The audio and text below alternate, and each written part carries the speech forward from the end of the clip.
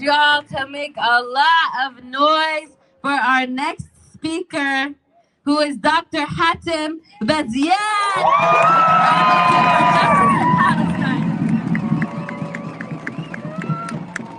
Assalamu alaikum. We're here on the land of the Aloni people.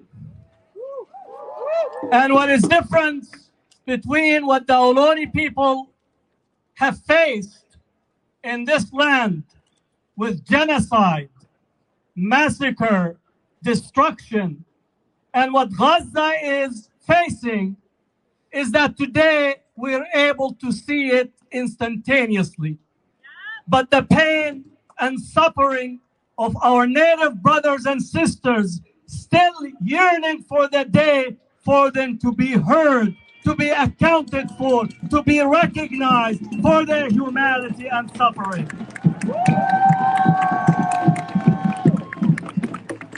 Also, in these lands, we brought our African brothers and sisters as cargo in the hulls of ships. And they struggled day in and day out. They revolted. They overtook plantations.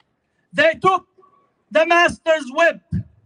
They prayed for the wind to flow on the master's house. And they continued to define what it means to be human, what it means to resist, and what it means to have equal right and justice, and they continue to do so. Need to remind people, and again, those who are higher up, it's very difficult for them to be reminded between cheese and cracker and wine breaks. Malcolm X spoke in Dunel Hall. Muhammad Ali spoke at Sather Gate. Martin Luther King spoke at these steps. Angela Davis spoke up in here. Every part of the resistance movement in this country spoke in this place, challenging the power of the university. And they were on the right side of history. The chancellor was the wrong side of history. The board of regents was on the wrong side of history. The police was on the wrong side of history. They were on the wrong side of history.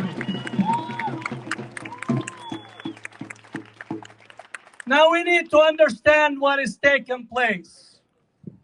We have reached a tipping point.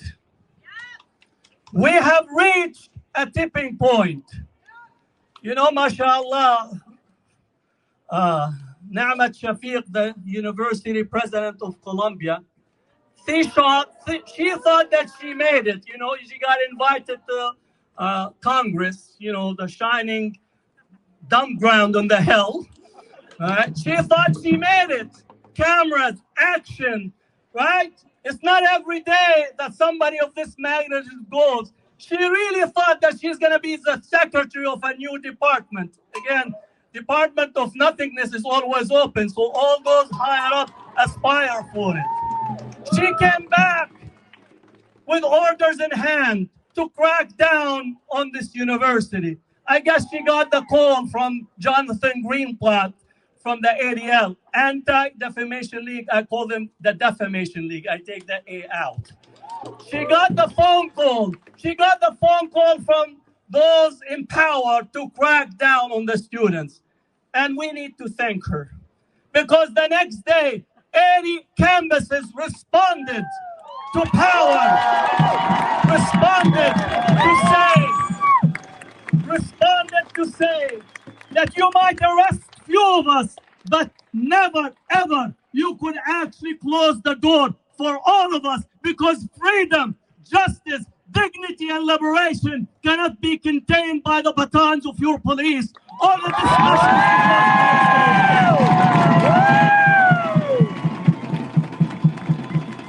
It is a tipping point in the following. We have to say that the age of European and American supremacy and white supremacy is over.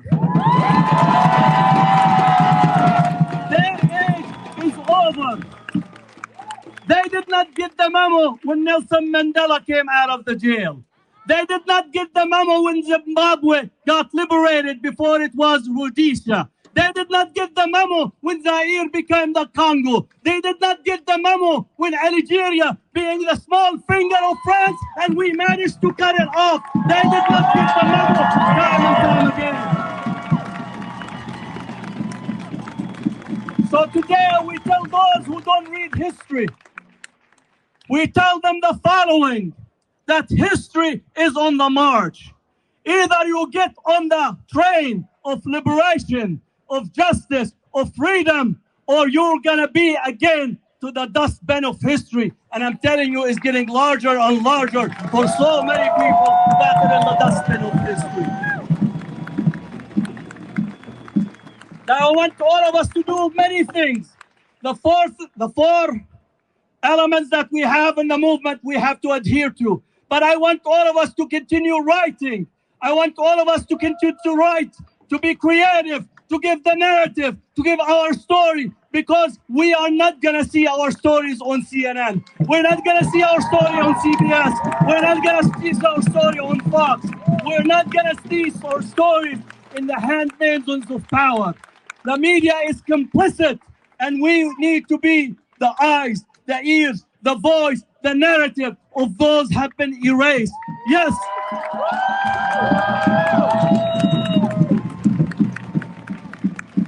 They might have demolished the universities in Gaza, but they can never demolish the idea of freedom.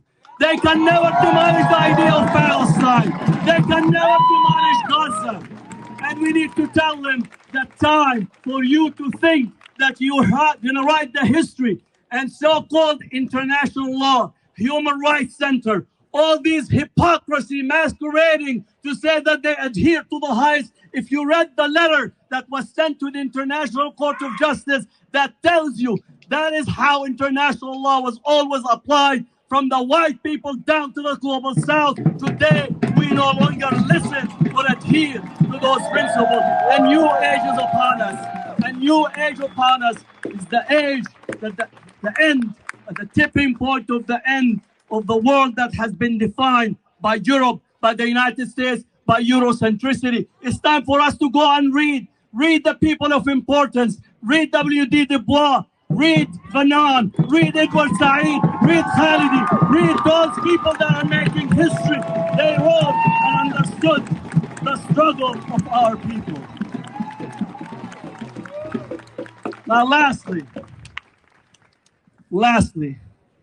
they're going to tell you, why don't you actually protest nicely? Right? Why don't you be polite? When the bomb and genocide is taking place, politeness cannot be on the dinner table, because we were never on the dinner table.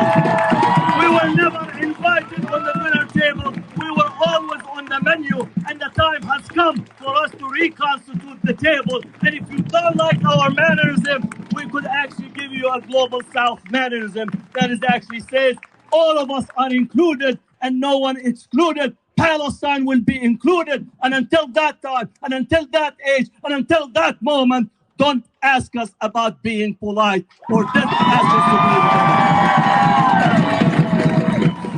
polite. Free Palestine!